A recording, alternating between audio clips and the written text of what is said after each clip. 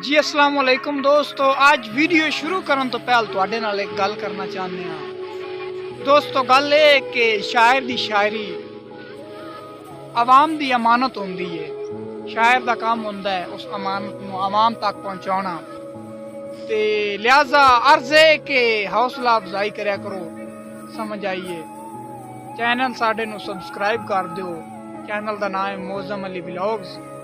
ते अज भी बहुत अच्छी शायरी लैके हाजिर होए। तवज्जो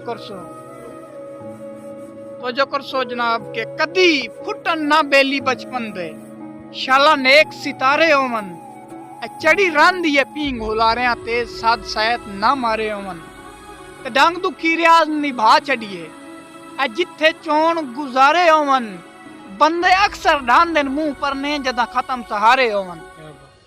अगले शेर दे जनाब शायर ने मोहम्मद इकबाल साजिद साहब। तवज्जो करसो के साडे सबर ते अपने वादियां दी उन्ना वंड कीती असी मर गए। साडे सबर ते अपने वादियां दी उन्ना वंड कीती असी मर गए। साडे सिर ते सिर्फ जुदाइयां दी उन्ना फंड कीती असी मर गए। ते दिल दिल नाज़क शै है ओदरा ने जदों मंड कीती असी मर गए।